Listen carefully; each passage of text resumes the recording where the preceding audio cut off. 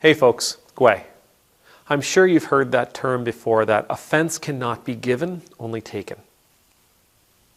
There's some truth to that saying, right? It's up to the listener as they hear things to decide if they are going to be offended or not. It's up to the listener to decide how they are going to take the message that is being offered to them, how they're going to respond to it, how they're going to react to it, how they're going to feel about it. There is some truth to this.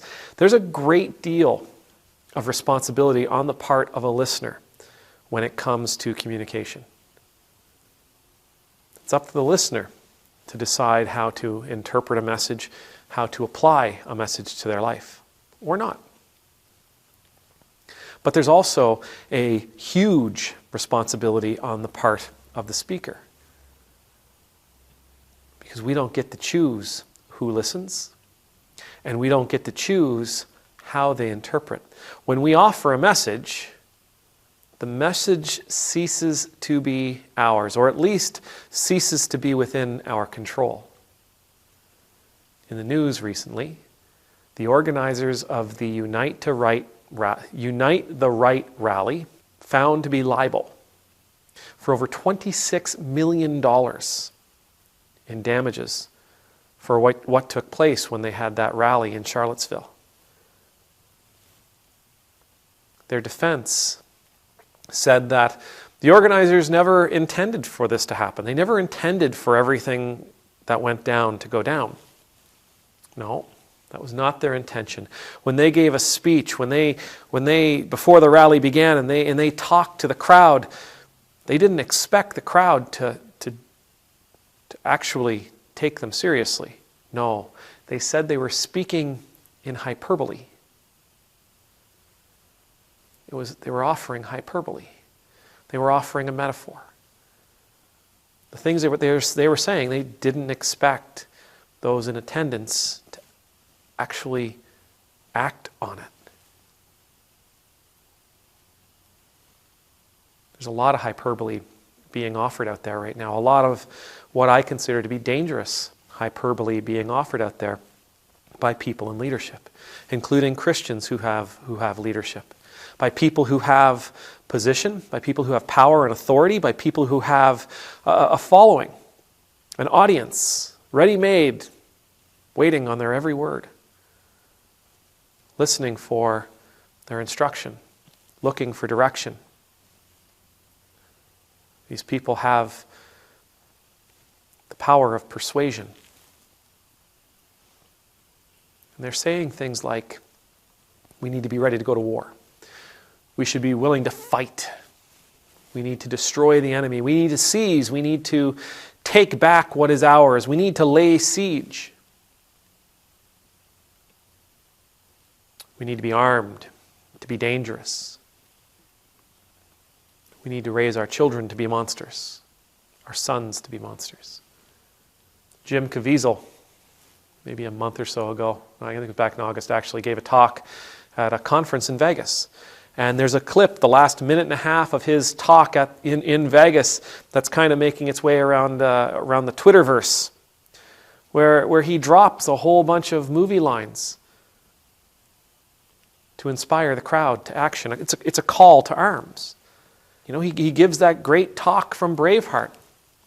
But he also goes on to say that we must be willing to stand at the side of the Archangel Michael to defend God and send Satan and his demons straight back to hell where they belong. In and of itself, that's not a terribly horrible message, except throughout his speech, and the entirety of his speech is available online on other platforms, he talks about the left being the enemy,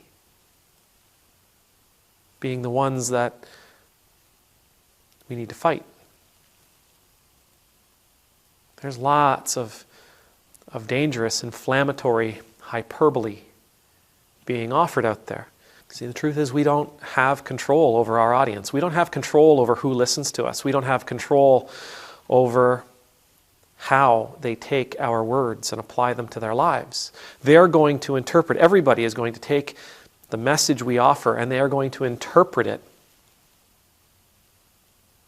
based on their bias, based on their understanding, based on their education, their knowledge, based on their past experiences, based on their future hopes. They're going to interpret it based on their love, based on their hatred, based on their stereotypes, their prejudices. We say the words. Whether we really mean them or not is pretty irrelevant.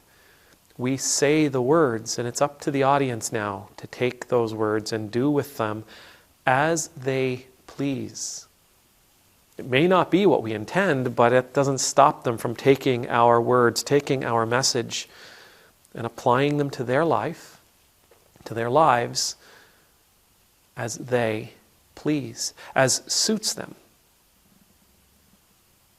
We can't control the audience,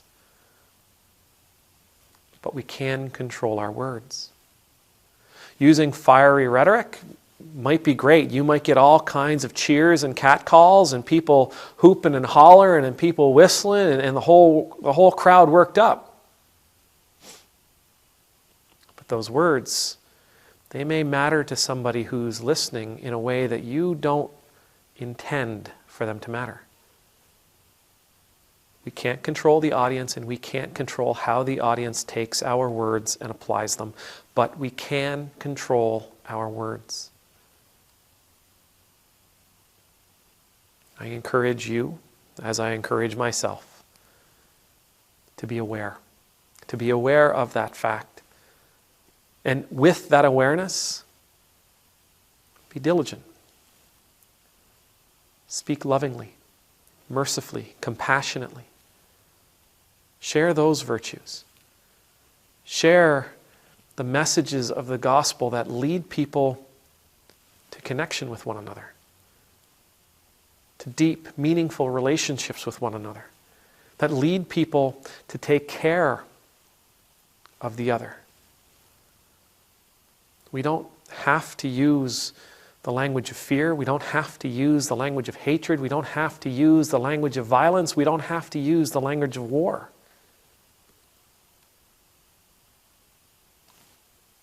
That language is a slippery slope. But the language of love,